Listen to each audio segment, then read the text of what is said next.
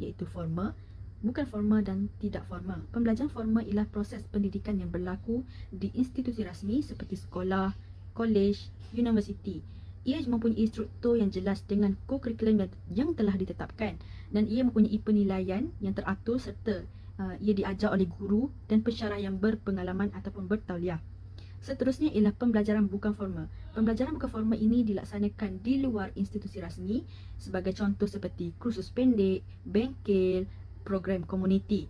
Ia juga sering disesuaikan mengikut keperluan individu dan kumpulan tanpa penilaian formal, bermaksud tanpa ada ujian ataupun peperiksaan. Yang terakhir ialah pembelajaran tidak formal. Pembelajaran tidak formal ini berlangsung secara spontan melalui pengalaman harian kita, interaksi sosial dan aktiviti harian seharian tanpa penilaian, dan ia juga tidak mempunyai struktur formal. Sebagai contoh, kita mendapat nasihat ataupun meminta nasihat daripada ibu bapa kita, daripada guru, itu merupakan pembelajaran tidak formal. Assalamualaikum warahmatullahi wabarakatuh. Okey, ini adalah bahagian saya dalam pedagogi iaitu segi bidang, iaitu daripada segi bidang. Iaitu di mana saya akan menerangkan kognitif, efektif dan psikomotor. Okey, saya akan menerangkan tentang kognitif iaitu ia menerangkumi segala ilmu pengetahuan yang dipelajari di institusi pendidikan di mana kognitif ni melibatkan penggunaan mental manusia untuk berilmu. Sebagai contohnya, ia adalah mempunyai 6 peringkat iaitu mencipta, menilai, menganalisis, mengaplikasi, memahami dan mengingat, iaitu memainkan peranan dalam situasi pembelajaran dan pengajaran.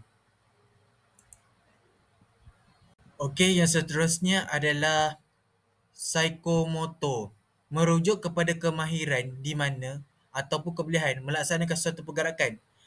Banyak hal ini kerana psikomotor juga banyak melibatkan penguasaan kemahiran melalui latihan seperti keaslian, penyesuaian, tindak balas yang kompleks, mekanisme, respon terbimbing, penentuan dan peniruan di mana ia sering menjadi um, wadah dalam pembelajaran dan pengajaran di sekolah. Yang terakhir yang terakhir adalah efektif, iaitu mengutamakan penyerapan sikap positif dan nilai murni. Hal ini kerana ia juga merangkumi sebagai perwatakan manusia terhadap suatu benda dan perwatakan diri mereka. Oleh yang kedua pula, banyak melibatkan penggunaan aspek rohani, emosi dan sosial di mana perwatakan organisasi menghargai, merespon dan menerima ni adalah merangkumi aspek rohani, emosi dan sosial. Yang seterusnya adalah potensi pelajar dari segi rohani dan emosi dan sosial dalam dapat diperkembangkan. Di mana um, perwatakan organisasi menghargai, merespon, menerima juga dapat lebih efektif dalam membentuk siasat diri seorang murid ataupun guru dalam membina sebuah murid insan yang cemerlang di masa hadapan. Jenis-jenis pembelajaran dari segi kaedah. Yang pertama ialah pembelajaran melalui cara meniru dan bermain. Pembelajaran melalui kaedah ini dapat memperoleh ilmu pengetahuan alam sekitar serta membentuk kemahiran-kemahiran mental, fizikal, emosi dan sosial. Jenis kaedah pembelajaran yang kedua ialah melalui cara pragmatis, di mana seorang pelajar cuba menggunakan organ deria dan bahan-bahan alam sekitar untuk mencapai tujuannya. Manakala jenis pembelajaran dari segi kaedah yang ketiga ialah melalui cara akademik, iaitu dengan kaedah induktif dan deduktif. Pembelajaran dari segi kaedah yang keempat ialah melalui cara pengalaman atau dikenali sebagai persepsi, tanggapan ataupun konsep, di mana seorang pelajar menggunakan persepsinya untuk membentuk konsep baharu.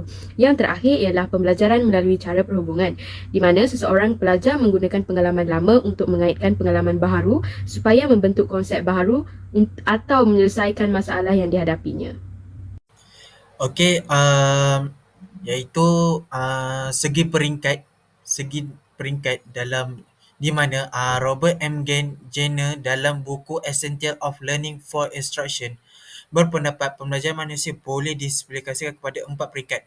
bermula daripada penggunaan isyarat yang paling asas sehingga kepada penyelesaian masalah yang paling kompleks. Aplikasi dalam pembelajaran matematik seperti aplikasi dalam pembelajaran matematik kerana dia melalui pada fakta pembelajaran stimulus, tindak balas, merangsangkan gerak balas, kemahiran iaitu mempelajari melalui rantaian serta konsep pembelajaran konsep dan prinsip pembelajaran melalui penyelesaian masalah.